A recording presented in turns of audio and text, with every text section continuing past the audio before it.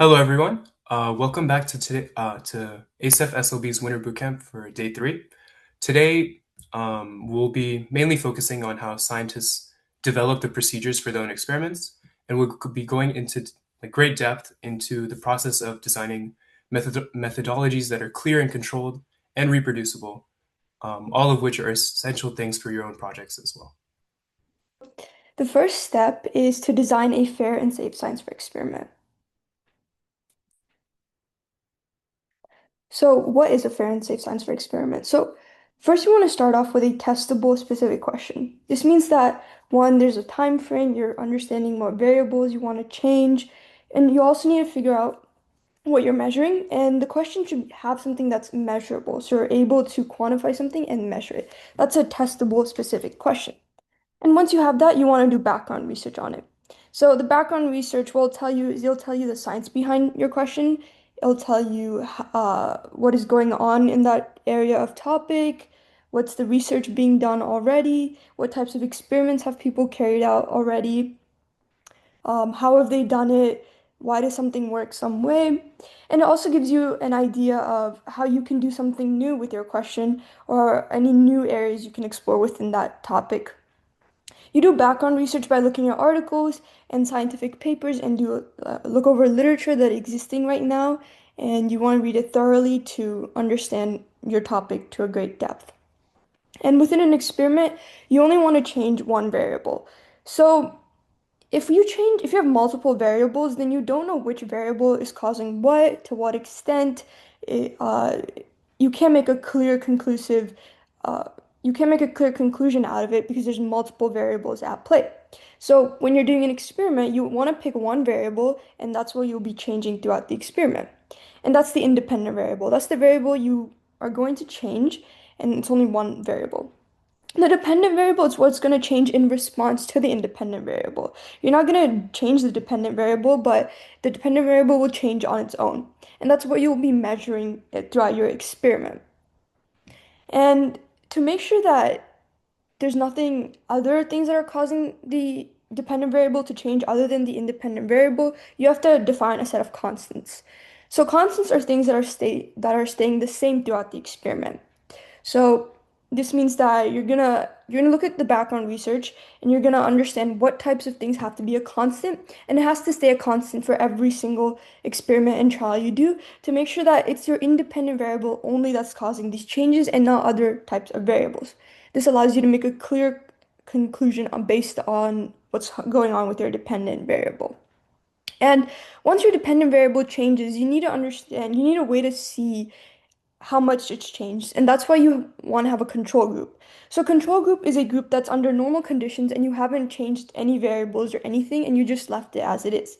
So you use a control group for comparison where once the experiment is over and you measure your dependent variable, you compare and contrast and see if there's been any changes, and then you can make a conclusion on whether or not your independent variable caused a change.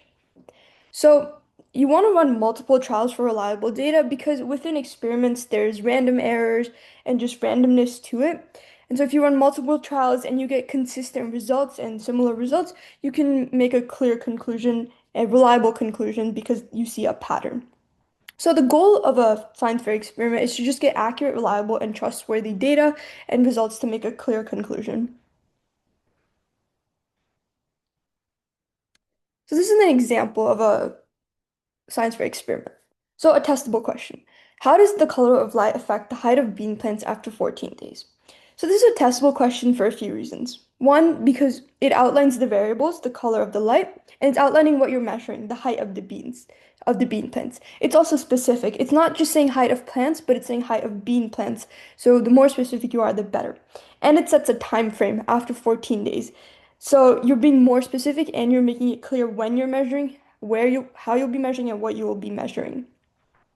And after you get this testable question, you want to do background research. So the background research here being done is understanding what is going on with plant growth, how do plants grow, like with light for photosynthesis, how do different colors affect plant growth, and this all tells you what research has been done, meaning what experiments have been done to test out different like colors of light. Uh, How have people experimented with plants to determine the growth rate? All of these things you will learn in your background research.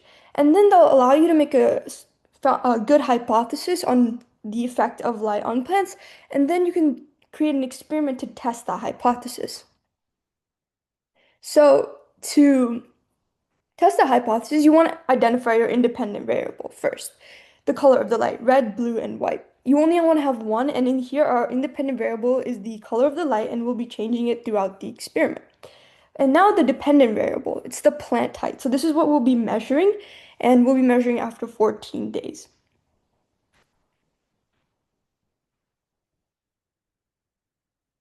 So additionally, throughout the experiment, you also want to have the constants. So here the constants are the plant species. And previously we mentioned that it was the bean plants that we're measuring. So we want to keep the plant species the same because different species have different growth rates, and we don't want the species to be the reason that the plants are growing because this would make it seem like this wouldn't make a clear conclusive evidence that it's the light causing it. It could be the plant species causing it. Similarly, soil type. Different soil types have different nutrients, and so we want to keep it consistent to make sure that it's the light that's specifically causing it. Because if all soil types are the same, they're all getting the same benefits. So the light changing is the only thing that's gonna cause differences in heights.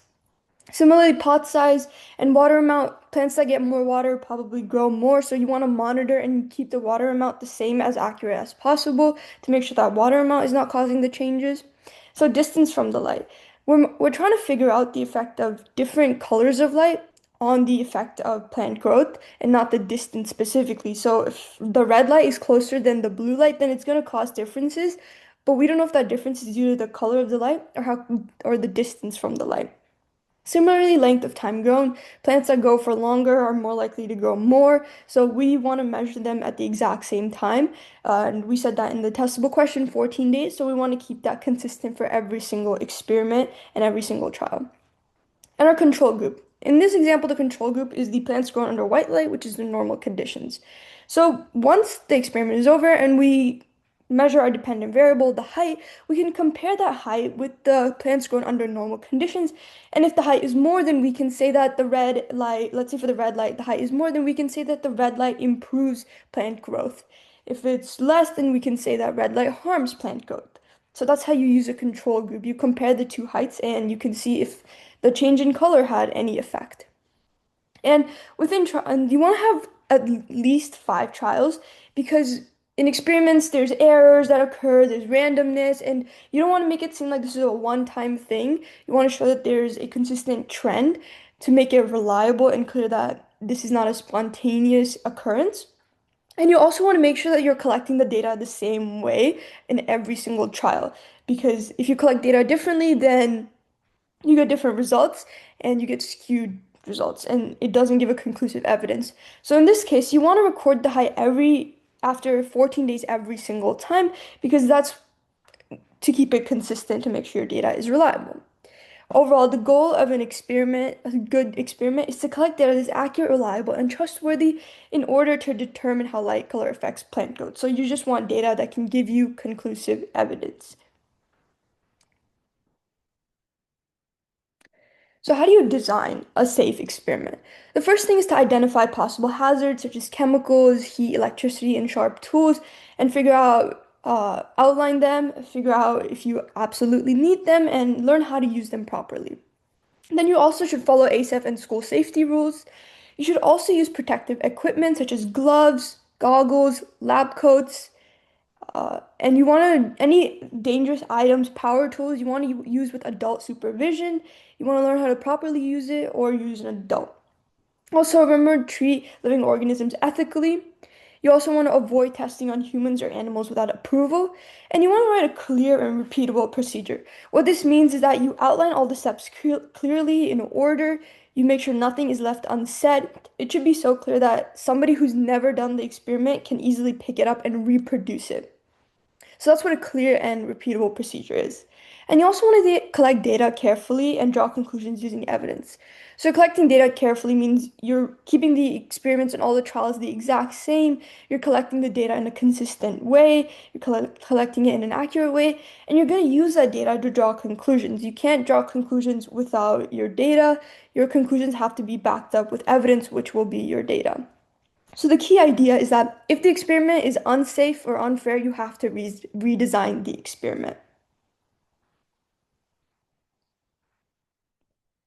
So how do you fix a flawed experiment?